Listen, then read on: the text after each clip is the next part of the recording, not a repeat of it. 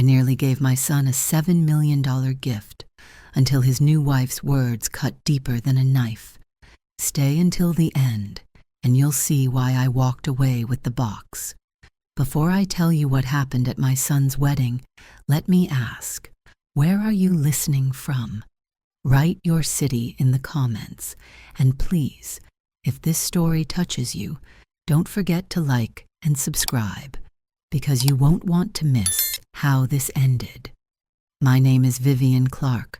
I'm 59 years old, and I was born and raised on the windswept coast of Massachusetts. For most of my life, I lived on very little. After my husband Harold passed, every day became a calculation. How much milk could I buy? Which bills could wait another week? Whether the clanging radiator would last one more winter? My one-bedroom apartment was so small I could stretch my arms and nearly touch both walls of the kitchen. Dinner was soup from a can or instant noodles. On the counter lay a small spiral notebook where I wrote down every expense, because if I didn't, I wouldn't make it to the end of the month. The only thing of real value in that apartment was Harold's old wooden chair. The arms were scratched, the cushion flat, but when I sat in it, I could still catch a trace of his cologne. That chair was my anchor in a life that had drifted far from what we once dreamed. My son, Ethan, had grown into a man of success, or at least the appearance of it. He was handsome, confident, with a career that looked polished from the outside. When he met Melissa Carter, the world around him seemed to shimmer even more. Melissa was the kind of woman who lived for photographs, perfect makeup, designer handbags, captions that read, "Hard work pays off," though I never saw her work a day the way I had. When Ethan told me they were engaged, my heart swelled. I wanted to believe that my years of sacrifice had led to this, his happiness. I wanted to give them a future so secure it would remind them of the mother who had always stood behind them. So when I walked into their wedding reception, holding a small white box tied with silver ribbon, I carried more than just a gift. I carried the hope that inside that box, with its folded deed and its carefully written check, my love would finally be seen. The hall was dazzling. Chandeliers glittered, violins played softly, and a jazz trio filled the air with polished notes. Waiters moved gracefully, balancing trays of champagne flutes. Melissa sparkled in her gown, every inch the magazine bride. Guests laughed, glasses clinked. Every corner shone as if prepared for a photo spread. I found my place at a table near the back, the white box resting by my hand. I was wearing the navy dress I had saved for months to buy, the finest piece of clothing I owned. For a moment, I let myself imagine what would happen when they opened the box. Gratitude, perhaps even tears. Maybe Ethan would remember the nights when I stayed awake by his sickbed whispering, "Mom's here. Don't leave me." Then Melissa appeared at my shoulder. Her smile was sweet, but sharp as a knife. She leaned close, her voice low enough for only me to hear, yet clear enough to slice through the noise. "Vivian," she said, "would you mind moving? The photographer needs the young faces in the frame. If you sit closer to the kitchen door, it'll make the pictures perfect." Her hand, manicured and light, rested on my shoulder as if I were a vase being moved out of the shot. My heart hammered. Around us, forks paused, a throat cleared, someone looked away. Only Ruth, Ethan's godmother and my oldest friend, met my eyes, outrage flashing in her face. She opened her mouth to protest, but I gave the slightest shake of my head. Not here, not like this. I smiled, not with joy, but with something steadier. I rose from the chair, lifted the white box from the gift table and pressed it against my chest. My heels tapped a quiet rhythm on the marble floor as I walked past the head table. My son was laughing at a joke, his eyes shining, his hand adjusting a cufflink. He didn't notice me leaving. He didn't see the tremor in my hands or the steadiness in my step, and no one in that room knew what I carried with me. Inside that box was a penthouse worth $3 million and a check for $4 million more. I had planned to give it all away, but at that moment, I chose to take it back. That night, the phone would not stop ringing. But before I tell you what they said, you need to know how I came to hold that box in the first place. When I first bought the lottery ticket, I didn't think much of it. 5 crumpled dollars from my pocket, handed over at the corner store while I tried not to notice Melissa on social media flaunting a handbag that cost more than 3 months of my rent. I told myself, if she can waste money on appearances, then I can waste $5 on a dream. For 2 days, I forgot the ticket even existed. Then, one evening, as I sipped weak tea in Harold's old chair, I watched the drawing on television. One number matched, then another. By the time the last ball rolled into place, my hands were shaking so badly I nearly dropped the cup. Every single number was mine. $62 million. The first thing I felt was not joy. It was fear. Fear that if Ethan and Melissa ever found out, they would no longer see me as his mother, only as a bank account. Fear that the few scraps of dignity I still clung to would vanish under a mountain of requests, obligations, and smiles that weren't real. The next morning, I sat in a lawyer's office across from a man named Mr. Delgado. He was in his 50s, glasses low on his nose, papers spread neatly across the desk. He listened quietly as I stumbled through my story. When I was done, he tapped the edge of the file and said, "Vivian, paper is power. If you want to protect yourself, do it with documents. Don't tell anyone. Decide carefully who deserves to know and who deserves to benefit."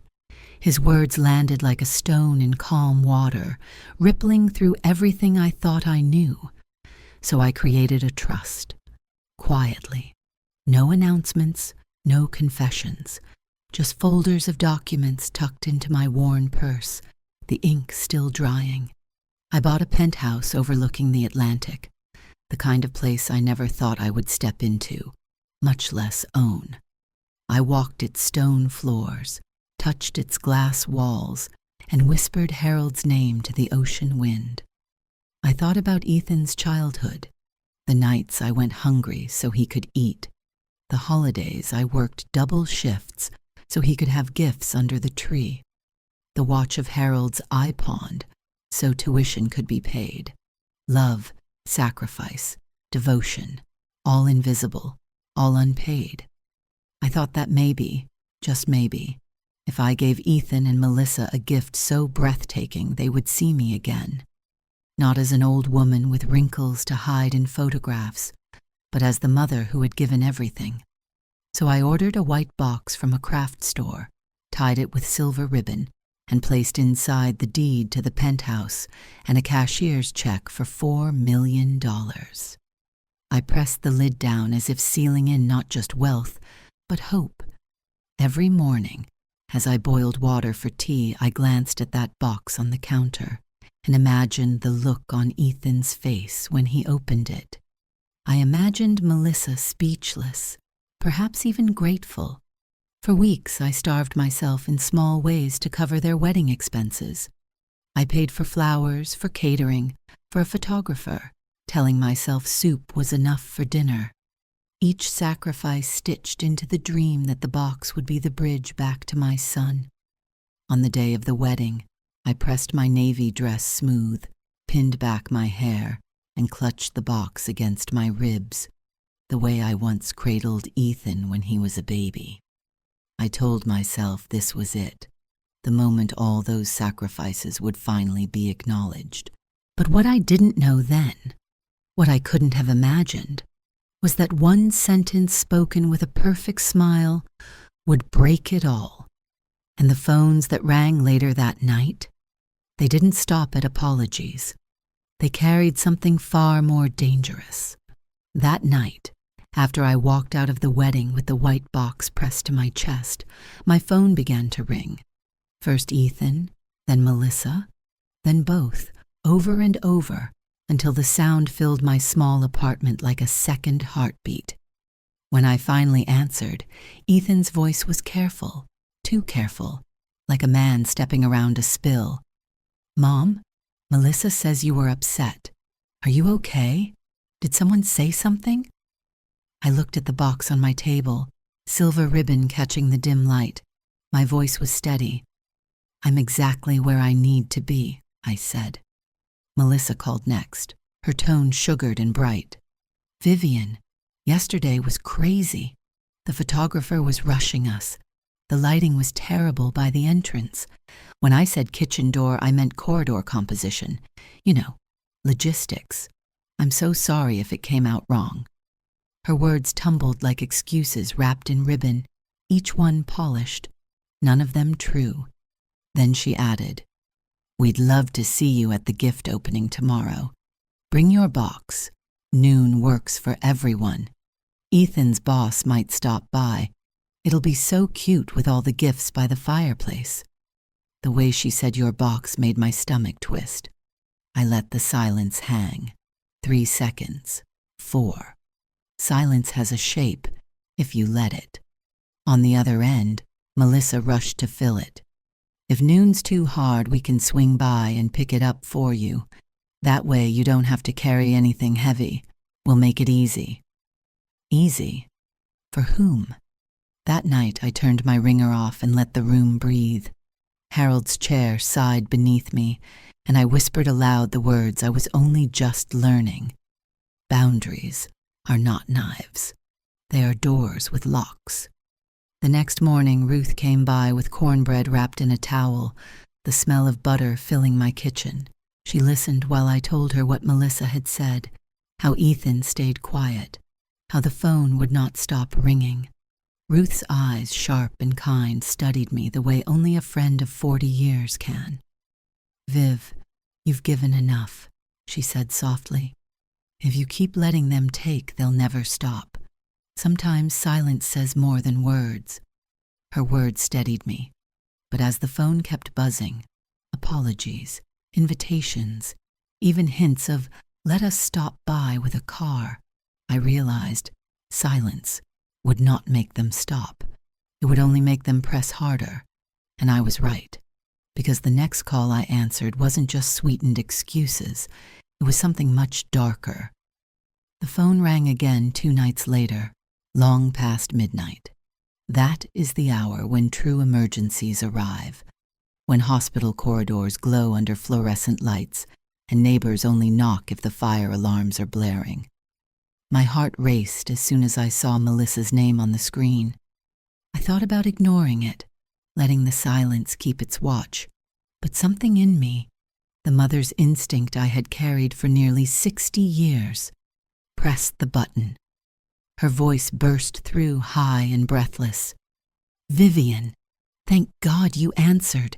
It's Ethan. He collapsed at the office.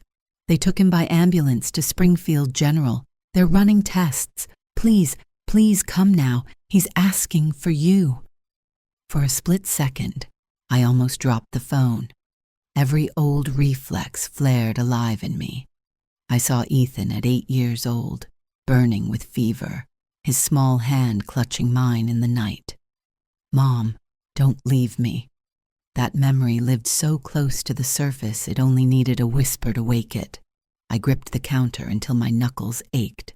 My voice came out steady, though my pulse thundered. "Which entrance, Melissa? Emergency or main?" There was a pause, just half a beat too long. Then, "Emergency, yes. They need family consent. Please hurry." I hung up and opened the small notebook I keep beside the phone, the one where I write every expense, every number that matters. On the inside cover I had written contacts: Ruth, the landlord, my lawyer, the hospital switchboard. I dialed Springfield General. A woman with a calm voice answered. the kind of voice trained to soothe panic. "Springfield General, how may I direct your call?" "I'm looking for a patient and I said, forcing my words to remain clear. "Ethan Clark, admitted to the emergency department just a few minutes ago." "Let me check," she said. The sound of typing filled the pause. "One moment."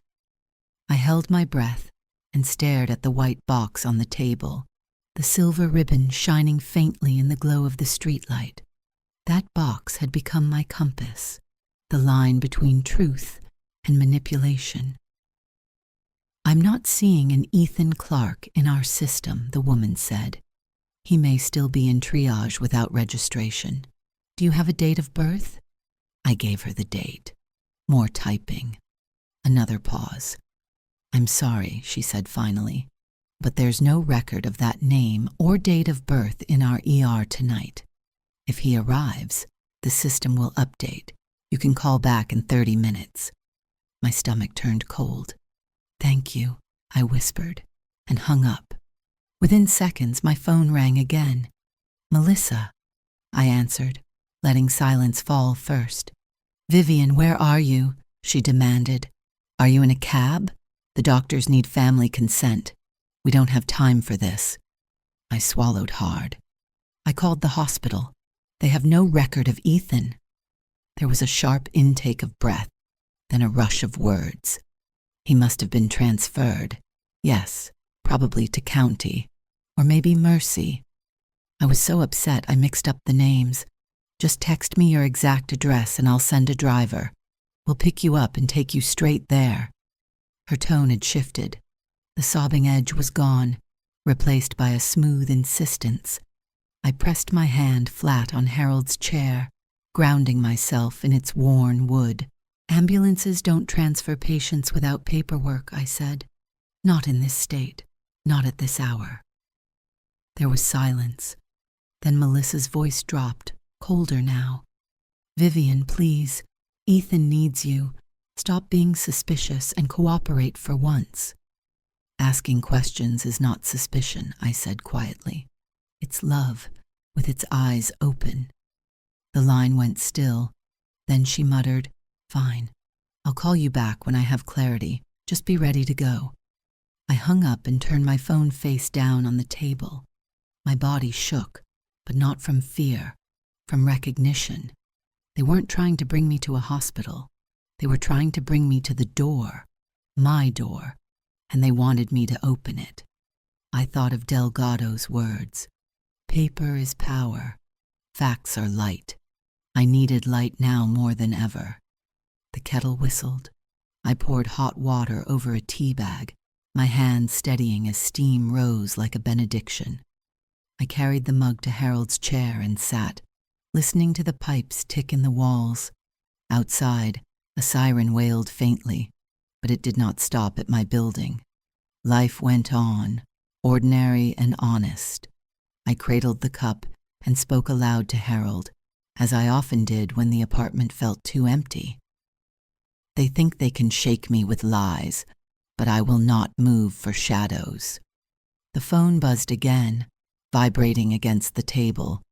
First Ethan's name, then an unknown number, then Melissa again. The chorus of calls stacked like voices in a choir that only sang one word: access. I turned the ringer off and set the phone in a drawer. The quiet that followed was not empty. It was strong. Hours later, Ruth knocked at my door. She had brought soup in a mason jar, her eyes scanning my face before she even stepped inside. "What happened?" she asked, setting the jar on the counter. I told her everything: the midnight call, the hospital, the lies. She listened without interrupting, her hands folded, her expression equal parts fury and sorrow. When I finished, she said only this: "Viv, they are testing your boundaries.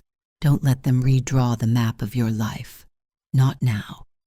Her words settled into me like stones into the foundation of a house. That night, as I lay in bed, I understood something new. My silence was not weakness. It was a locked door, and until respect came knocking, that door would remain closed. But deep down, I also knew Melissa and Ethan weren't finished. If they could not pull me with sugar, they would push me with fear, and I would need more than silence to face what was coming next. By morning, I knew silence alone wouldn't hold. It needed a spine, paper. Delgado's office sits above a bakery that smells like butter and good decisions. The hallway carpet is tired, but his suite is all lemon oil in order. Neat stacks, labeled tabs, a fern that refuses to die. He greeted me with that quiet lawyer's smile that says, "I will not be surprised by what you tell me, even if you are." I sat, placed my spiral notebook on the edge of his desk like a small flag, and told him everything: wedding, kitchen door, midnight calls, the hospital story that fell apart under a switchboard's calm voice. He listened without blinking. When I finished, he set his pen down parallel to a yellow pad. "You did 2 things right," he said. "You didn't open the door, and you verified." He slid a fresh legal pad toward me. "Now we write the rest of this so it stops being a storm and starts being a file." The way he spoke calmed the room. He reviewed the trust we had already created, the Harbor View Revocable Living Trust, ran his finger down the page with my successor trustee named, my pour-over will signed, my durable power of attorney assigned to no one called Ethan or Melissa. He checked the title report on the Penthouse and tapped once where the seal sat like a small moon. "Title is clean, recorded. The asset is inside the trust. That's a wall with a door only you control." Then he looked over his glasses. "You said someone tried to frighten you into giving up your address." "Yes," he nodded. "Fear is leverage. When charm fails, people who want access switch to pressure. We need facts. Facts take the oxygen out of a lie." He reached into a drawer and slid across a business card. "Rebecca Chen, licensed private investigator. She's discreet. She brings light." I stared at the card. My hands wanted to tremble, but the wood of Harold's chair felt steady under my memory. "Light sounds good. Can you meet today?" he asked. "Today is the only day I have," I said.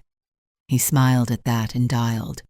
Rebecca chose a coffee shop 2 blocks from the courthouse, the kind of place where witnesses wait and jurors forgive themselves with muffins.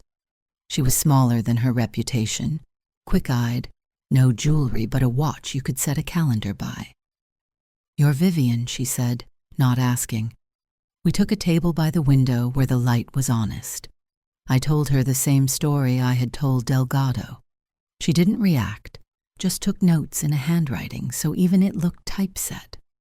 When I was done, she asked 3 questions that landed like straight pins. "Who has ever had keys to your apartment besides you? When did Ethan or Melissa last ask you a question about your money? What would you need to see on paper to change your mind, either toward trust or away from it?" "Toward trust," I repeated. She shrugged.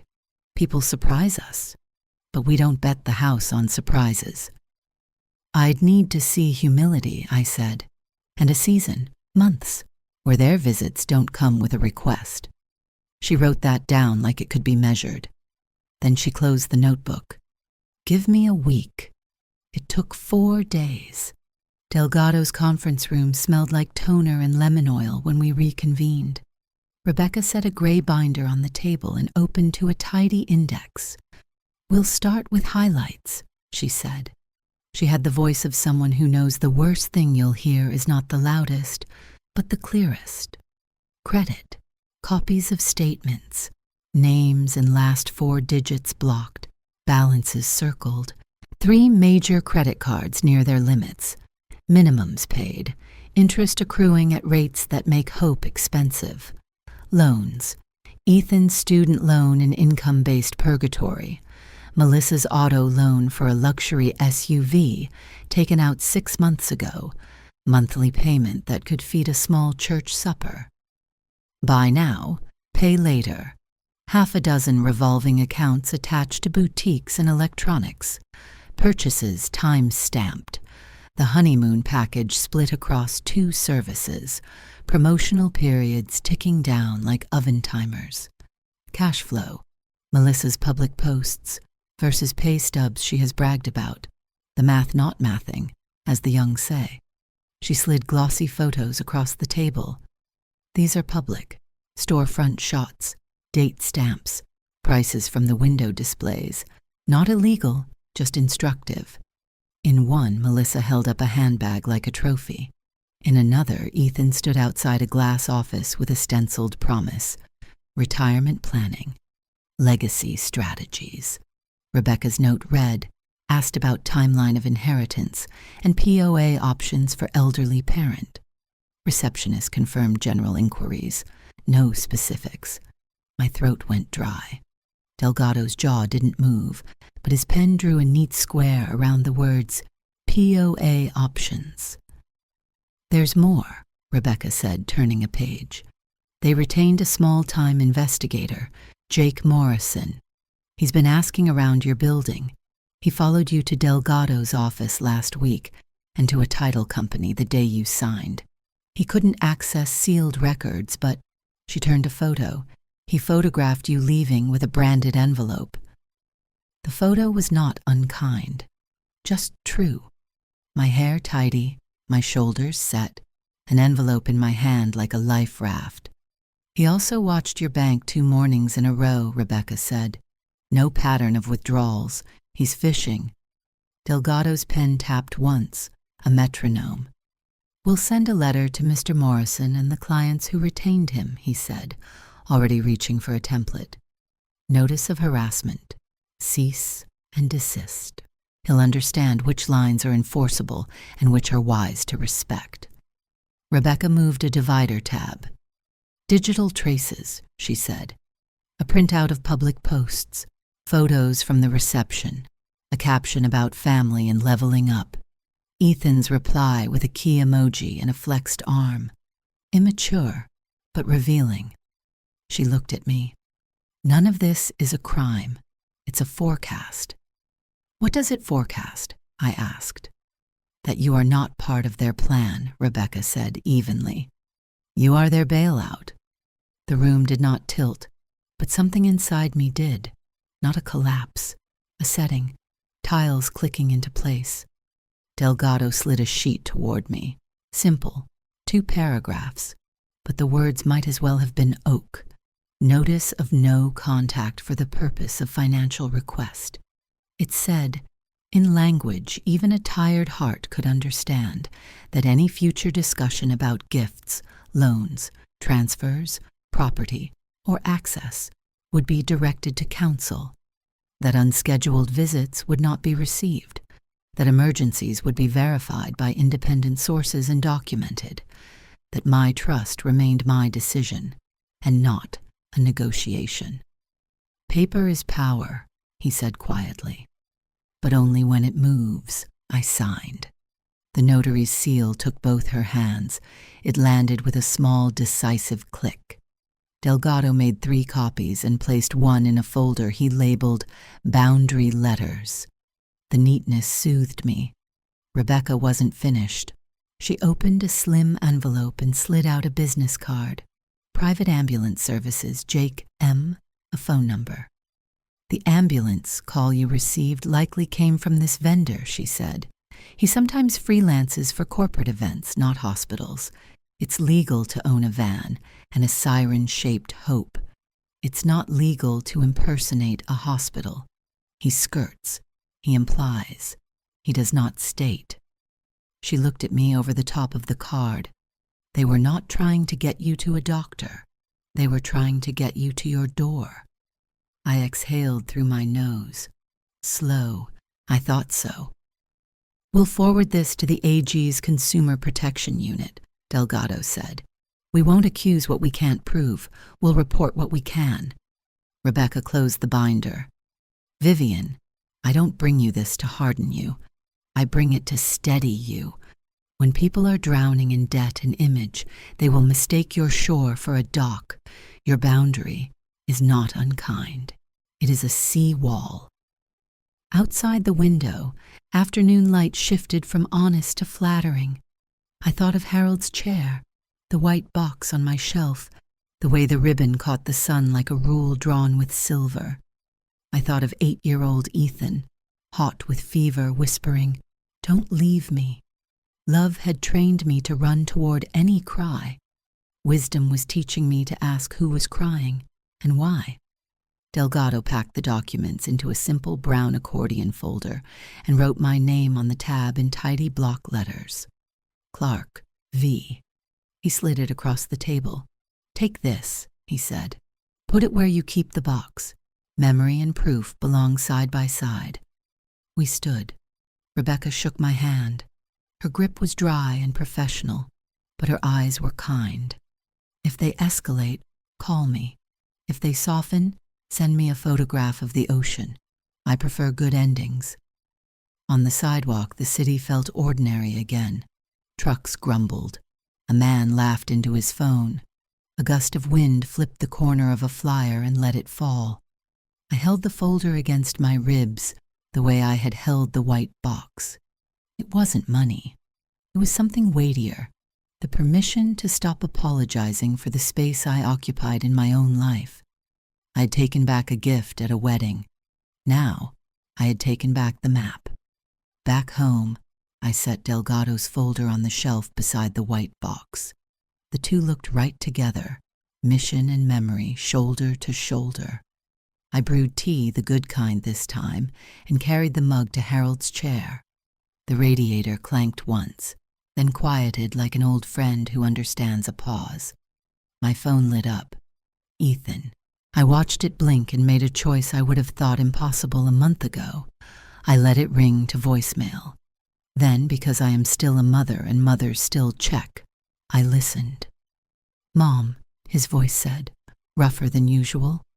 "We heard about something. Is it true?" A breath. "About the penthouse, about the check." Another breath, longer. "Was that meant for us?" I stared at the white box. Even in the late light, the ribbon held a straight line. I pressed call back, but what I said next, and what he said, that almost unstitched me, belongs to another page. I carried Rebecca's gray binder home the way you carry a sleeping child, carefully, with a tenderness that admits weight. On my kitchen table, I laid it beside the white box, memory and proof, shoulder to shoulder. The late light came slantwise through the blinds and turned the silver ribbon into a thin, bright rule. I brewed tea, the good kind with a little honey, and opened the binder to page 1. Numbers are not loud, but they know how to fill a room. APRs that bite, balances that breed in the dark, minimum payments that look polite and mean nothing. 3 cards near their limits. A honeymoon split across promos that would age into penalties. A luxury SUV whose monthly note could pay a widow's winter heat. Ethan's student loan suspended in a kind of moral weather. No default, no progress. And there, in print as clean as a chapel floor, the phrase, "POA options for elderly parent." I had to set my cup down. Love makes its own case file in a mother's body. Fever nights on a pull-out couch, shoes squeezed another season, a watch pawned, a piano lesson quietly canceled. You think those pages are the whole story. Then another file arrives, stamped with a date you recognize too well, and your hands learn to hold 2 truths at once. The boy who clung to you, and the man who let you be moved closer to the kitchen door. It isn't hatred. It's a new kind of seeing. I turned the pages slowly, forcing my breath to follow the pace of my finger. Rebecca's notes were restrained, almost gentle. Forecast, not indictment. Photographs of storefronts with prices in the window. A selfie captioned, "Family backing, big year ahead," Ethan replying with a key emoji. Not criminal, just telling. The small-time investigator's card, Jake Morrison, paper-clipped, beside an unkind picture of me leaving the title office with an envelope I had carried like a raft. I should have felt invaded. Instead, I felt confirmed. The door buzzed once, and then Ruth's knock followed. 3 small, certain raps that have sounded the same since we were 22, and sharing a needle and thread before Sunday service. She stepped in with the weather and a paper bag that breathed warm. "Cornbread," she said. "Extra butter, less sugar." I pointed to the binder and the white box, like a woman showing the priest both the sin and the sacrament. Ruth washed her hands, tore the loaf, and set 2 plates out with the quiet efficiency of a nurse. I poured tea. We ate for a while, heat loosening the jaw, before I spoke. "They asked about power of attorney," I said. "They hired a man to watch me walk." Ruth didn't hurry to be outraged on my behalf. She has learned the art of letting truth seat itself. "And still," she said at last, "you're sitting straight." "I thought generosity could build a bridge," I said. "A deed, a check, paper turned into mercy." "Paper is power," she corrected gently, nodding toward the folder Delgado had packed. "Mercy is how you choose to use it." We sat in a companionable silence that has outlived whole careers and 2 husbands. Outside, a gull scribbled itself along the sky. Inside, the radiator clanked once, then remembered itself. Ruth broke off another corner of bread and passed it to me. "Say the sentence," she prompted. "The door opens for respect," I said, "not for greed." Her eyes warmed. Again. I said it until it fit my mouth without wobbling. When she left, I stood at the sink and let cold water run over my wrists. The binder lay open on the table to a page that should have made me hard. Instead, I felt something steadier than anger. Pity has a way of pretending to be virtue. This wasn't that. It was proportion. If your boat is leaking, you don't hand your only bucket to the man who drilled the hole, no matter how sweetly he says he'll fix it. My phone lit. Ethan. I watched it ring, then pressed play on the voicemail, because I am still a mother, and checking is a reflex the body performs before the mind consents. "Mom," his voice came, not smooth for once. "We heard about something. Is it true? About the penthouse, about the check. Was that meant for us?" I stood a long time with the phone in my hand, measuring the room with my breath. The ribbon on the white box held its line like a good spine. I pressed call back and let the first ring pass. Control is sometimes as small as a counted second. He answered too quickly. "Mom? I'm here," I said. A rush of air like he'd been bracing. "So, is it true?" "Yes," I said. "It was meant for you. It sat on my counter for 2 weeks. I tied the ribbon myself." He made a sound half relief, half something harder. "Then why?" He caught himself. "We were stupid last night. It was hectic. Melissa can be blunt. You know I would have stopped it if I'd heard. We can fix this.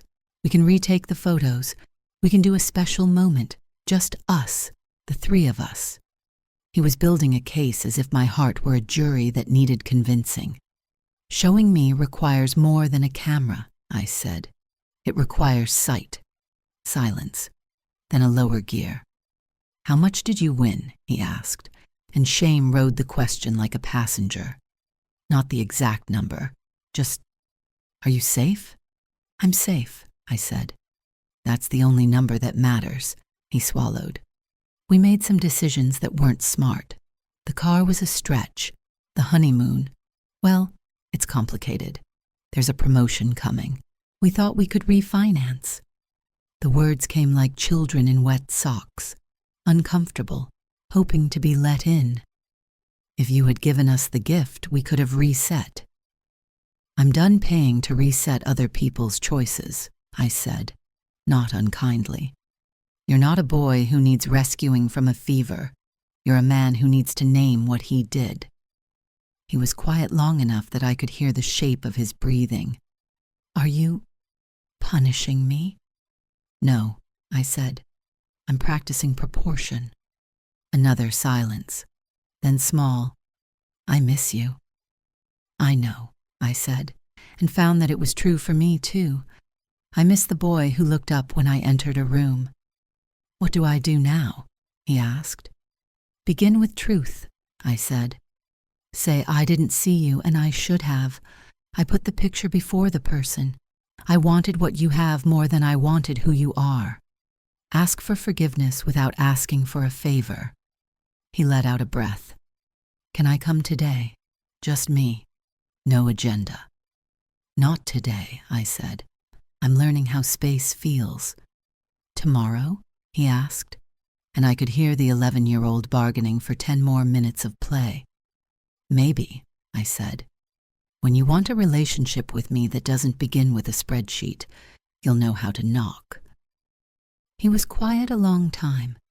When he spoke again, his voice had sand in it. "If I had seen what she said and stopped it, if I had walked you to the head table, would the box have stayed?" I looked at the white square, at the ribbon that was now less a gift wrap and more a horizon line. There are answers that close a circle and answers that teach a path. "Yes," I said, "it would have." He cried then, not like a child, like a man who finally heard a sound inside himself and recognized it. I let the ocean on the other side of my window carry the noise until it gentled. "I love you," he said. "I love you," I said. "That is why I am doing this." We hung up without promises. I put the phone face down and stood in the doorway to the balcony, one foot on old linoleum, one on the threshold of air. The harbor wore evening like a shawl. Somewhere below, a door closed with the soft authority of a life being decided. I turned back to the table and slid Delgado's boundary letter beneath the white box. The two together looked like a small altar to clarity. Then I opened a fresh page in my notebook and wrote, "If pain cannot pay their bills, it can build someone else a roof." Tomorrow I would ask Delgado a different kind of question: how to turn winnings into shelter for women like me. But first, there was a final test to pass. Because that night, as the lights came on along the shore one window at a time, the intercom buzzed, and the concierge said, "Miss Clark, your son and his wife are in the lobby. They're asking to come up." What I did next would decide whether the door was a weapon or a welcome. Moving day began with the hush that comes before a storm. Only this storm was order and cardboard, and men in canvas gloves. The lobby smelled like lemon oil and new carpet. The concierge, a man with a tie the color of church windows, pronounced my name carefully, as if the syllables had just been pressed.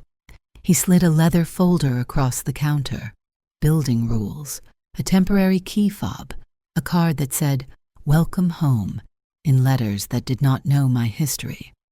I held it a second longer than necessary and nodded. The freight elevator opened like a curtain. The movers rolled my life in: 2 suitcases, 3 book boxes wrapped in grocery paper, a lamp with a dent in the shade, a crate of dishes that clinked like polite neighbors, and the only thing I asked them to carry with both hands, Harold's wooden chair. The foreman, a big-shouldered man with an anchor tattoo, tipped his chin at it. "Fragile?" "Important," I said. "Same difference," he answered, and I believed him. The elevator chimed. Doors parted to a private foyer and glass double doors that led into air and light. The penthouse received us at once. Cool stone underfoot. The ocean shouldered up against the windows as if the Atlantic had decided to lean its weight on my walls. Gull cries stitched the distance. A tugboat laid down a low note that rumbled in my ribs.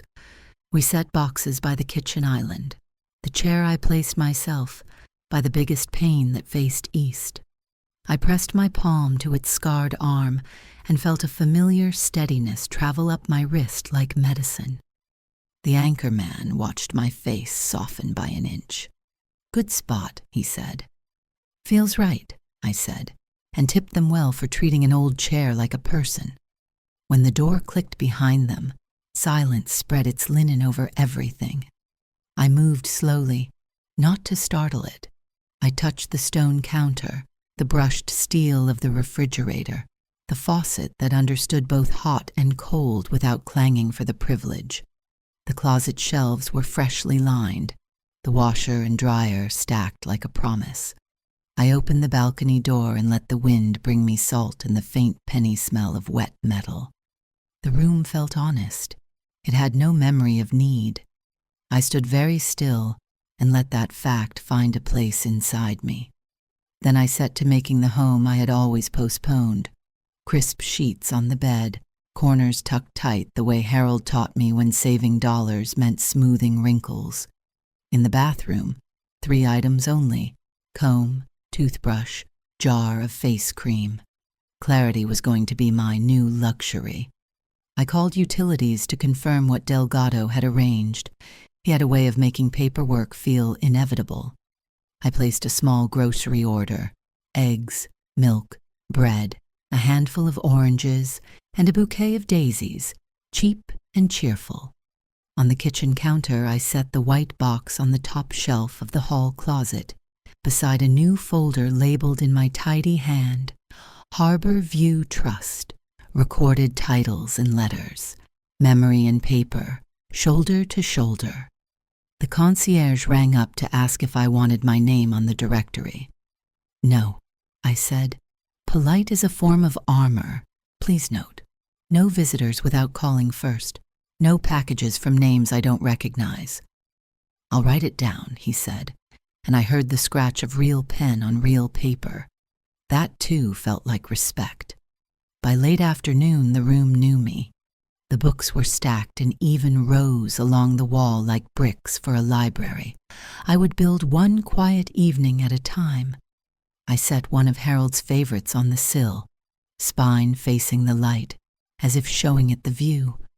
The groceries arrived, the delivery boy whistling at the windows. I fried 2 eggs in butter and ate standing at the counter, the simple meal tasting like a clean start. I washed the plate immediately and set it to dry. Order moves faster when it has fewer choices. Dusk slid down the glass. I turned off the overheads and let the room go blue. The harbor stitched itself with lamps. I carried tea to Harold's chair and sat. The cushion gave a small, grateful sigh under my weight. My reflection met me in the dark window, a woman with a good room and a steadier mouth. I lifted the cup and let the steam be a benediction. The intercom buzzed. "Ms. Clark," the concierge said, voice careful. "Your son and his wife are in the lobby. They're asking to come up." I stood without rushing and crossed to the hall camera. The screen showed 2 figures beside the desk under a chandelier that pretended not to eavesdrop. Melissa held a glossy bag with tissue paper blooming out of it. Ethan shifted from foot to foot, as if standing still might call down judgment. I could see the words they had practiced between the elevator and the desk. "Please tell them," I said, "that I'm not receiving visitors." The concierge hesitated a heartbeat.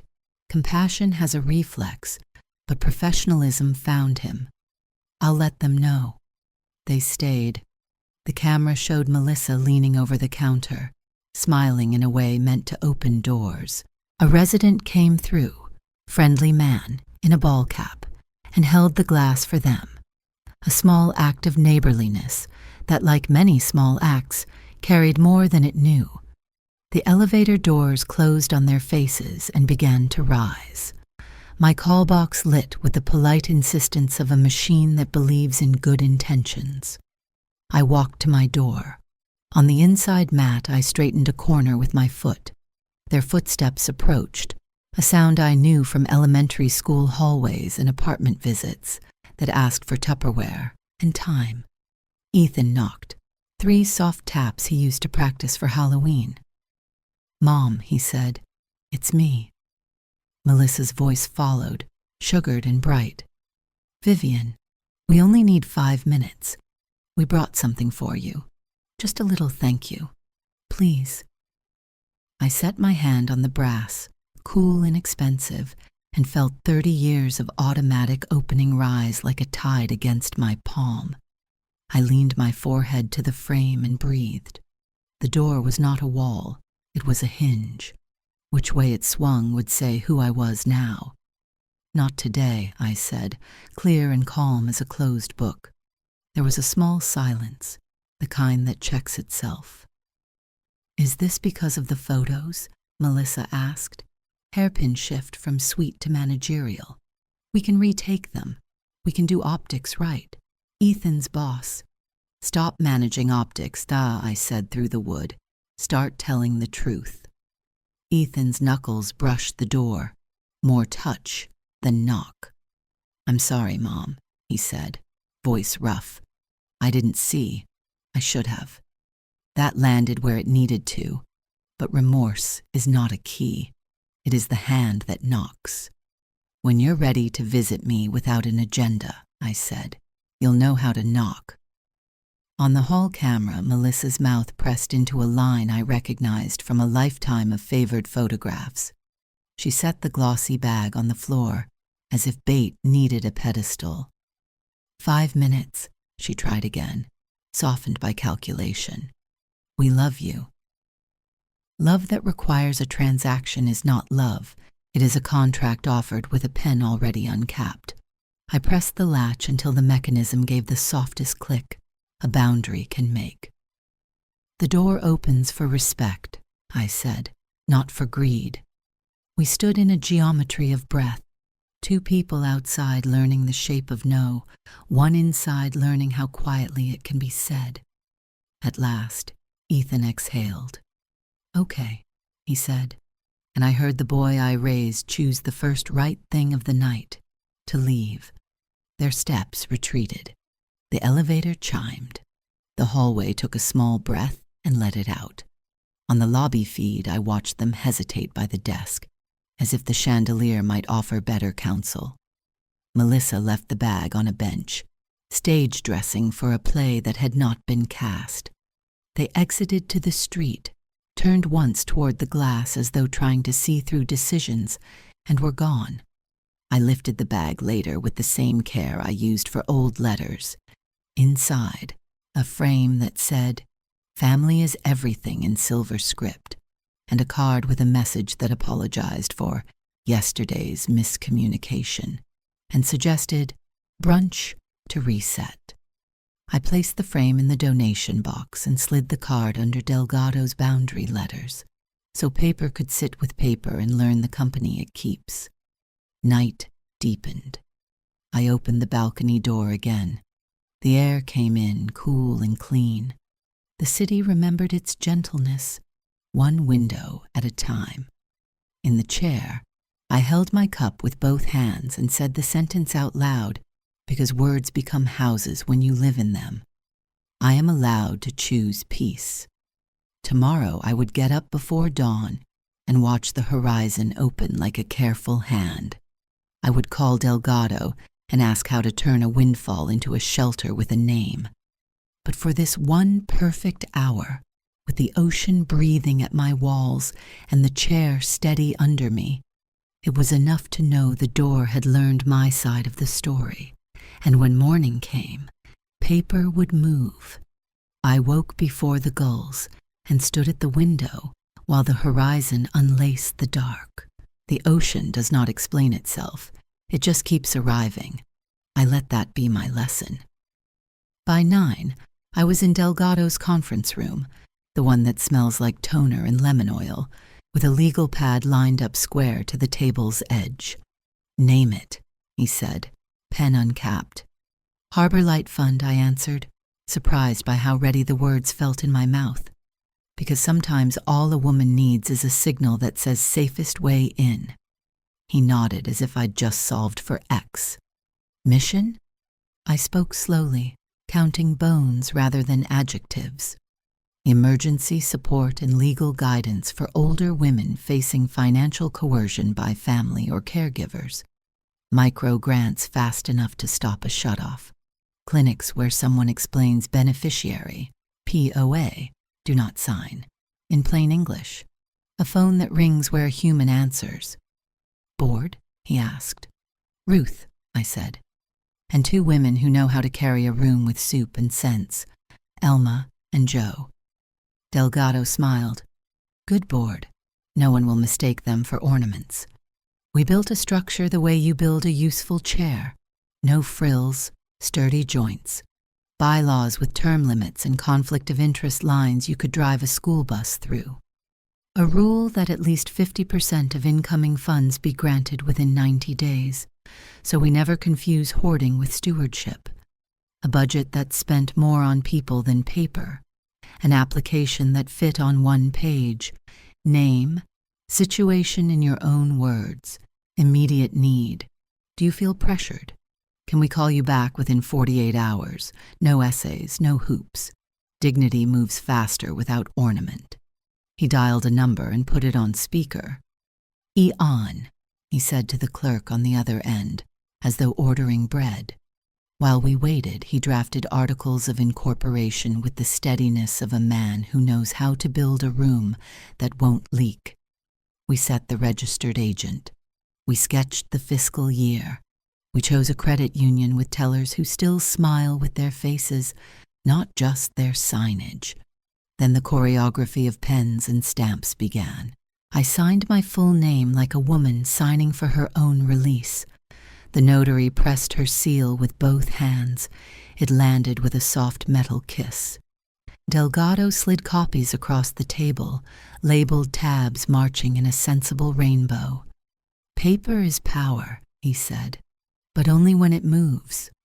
We walked across the street to open the account. The branch manager shook my hand as if we were already respectable. Back in the conference room, he placed a starter checkbook before me. "Seed it," he said. I wrote the first check to Harbor Light Fund, endowment in an amount that felt serious and still left me air in my lungs. The zeros sat there like quiet chairs, ready to hold weight. Then he called two colleagues who run pro bono clinics on Wednesdays. "We'll feed the pipeline," he told them. "You feed the law." I texted Ruth, "Come hungry. Bring Elma and Joe. We're official by dinner." By 4, my dining table had become a boardroom that knew how to cook. Ruth arrived with a tote bag of groceries and a bottle wrapped in plain brown paper. Elma followed with a casserole that exhaled butter and thyme the moment it saw a counter. Joe, who can organize a classroom with a whistle and a raised eyebrow, carried a stack of legal pads and a fistful of pencils like small yellow bayonets against confusion. "Board meeting," Ruth announced, dropping onions into a hot pan. "Minutes will be short and merciful." We ate first because thinking is kinder on a full stomach. Tomato soup that turned velvet under Elma's spoon, grilled cheese pressed until the corners crisped, a salad that tasted like someone remembered how to garden, peaches sliced into a glass bowl, their juice shining at the edges like good intentions. Somewhere between the soup and the peaches, the room decided to be ours. Then we worked. I passed around the stamped articles, the bylaws, the one-page application, the draft of the hotline script. "You've done nothing wrong by calling. Tell me what's happening. We will not judge you. We will tell you what the paper means." Joe read each aloud, pencil ticking quietly in the margins. "Replace pressure with coercion," she said. "Name the thing." Elma pointed at the application. "Add a checkbox. Do you need us to call after 6 p.m.? Some women share a phone with the person who scares them." We voted with 3 fingers, then 4 mugs lifted. Our governance was a potluck of competence. Whoever had what the moment required brought it. I showed them a simple 1-page website Elma mocked up on her tablet, a lighthouse sketched by Joe on a sticky note and scanned, a number in large font, no forms to disappear into. Ruth tapped the word call and nodded. Not a portal, a person. When the business was done, we let the room exhale. Ruth told the story of arguing with a bank manager until her mother's account stopped charging maintenance for being poor. Jo confessed she used to practice saying no in the mirror until her mouth could carry it without dropping. Elma said her late husband once smuggled a thermos of tea into the movies because popcorn was a week of eggs, and we laughed the kind of laugh that sands the edges off a hard day. The phone we'd set to the new hotline number buzzed once on the counter. We looked at it, all four, as if a baby had taken a first breath. I answered because the room had already decided that listening was our first product. Harbor Light Fund, I said, the name new and good on my tongue. This is Vivian. You can tell me anything. The woman on the other end whispered like someone trying not to wake an animal. Her daughter had borrowed her card again. The utility shutoff date had a red circle around it. I'm so embarrassed, she said. I know better. You know now, I said. That counts. I took her details with Jo's pencil, scheduled her for Wednesday clinic, asked permission to call the utility on her behalf, and promised a micro grant that would hold the line until her next check. You're not alone, I told her. Say it back to me. I'm not alone, she said, and cried in a way that watered rather than flooded. When I hung up, Ruth pressed the dish towel to her mouth and blinked. Elma patted the application stack like it were a cat. Jo wrote the woman's first name on the top line of our ledger in her neat teacher's hand. We did not clap. We did not perform. We went back to the soup and seconds of bread, because work and nourishment share a root. After they left, I washed Harold's teacups and set them to dry. On the closet shelf, I placed a new, tidy folder labeled Harbor Light, filed in bank, beside the white box tied with silver ribbon. They looked right together, boundary and mission, shoulder to shoulder. One taught me where to stop. The other taught me where to start. Just before bed, the concierge called up. Ms. Clark, he said, there's a small package at the desk. No return address. Would you like it delivered? No, I said. Please log it and hold. Paper first, then decisions. At dawn, the penthouse found its favorite color again. I carried tea to Harold's chair and watched a thin blade of gold cross the stone like a patient promise. My phone rested on the sill, face down. I no longer keep it close like a pulse. When I turned it over, there was a message from Ethan. Can I come by this week? Just me? No agenda. There was no demand in the lines, no key emoji, no rush of optics. Just the request of a son who had left his spreadsheet outside. Maybe, I texted back. If you're still asking next week, we'll choose a day. I placed the phone beside the window and picked up a sheet of good paper. I wrote the hotline hours in my own hand and taped them inside the pantry door, where Flower and Rules live. Monday, Thursday, 10 to 4. Emergencies verified. Callbacks within 48 hours. Underneath, I wrote a sentence I planned to say at the start of every call and the end of every meeting.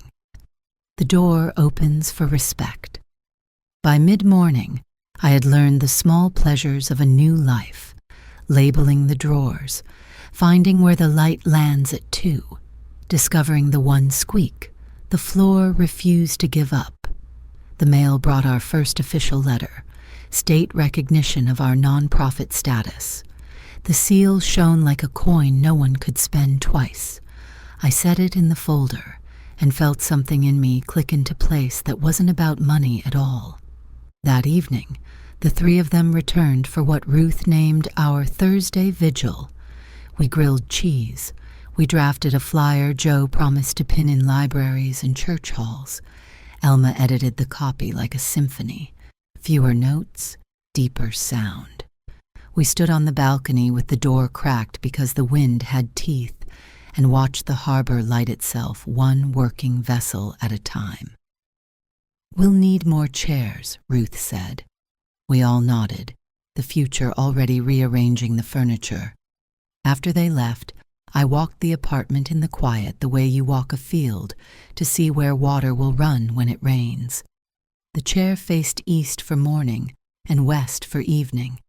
The table knew how to hold a ledger and a loaf at the same time. On the shelf, the white box and the harbor light folder kept each other honest. I sat and let the room count me among the living. Somewhere below, a boat sounded its low horn. I lifted my cup and answered with the smallest, truest sentence, "I know. I am allowed to choose peace." This was never a story about a lottery. It was a story about permission, to lock a door until respect knocks, to turn a windfall into a warm roof, to love a child without funding his worst decisions, to sit in a good chair and let the ocean keep time. If you are listening from a kitchen or a porch or a room that has forgotten your name, hear me. You can redraw the map, paper and friends, and a sentence that fits your mouth. Sometimes that is all the light you need to find the harbor.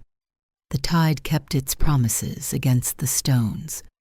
I set my empty cup on the table and wrote the last line of the day in my small spiral notebook, the one that once held only debts. Chairs added, line held, light seen.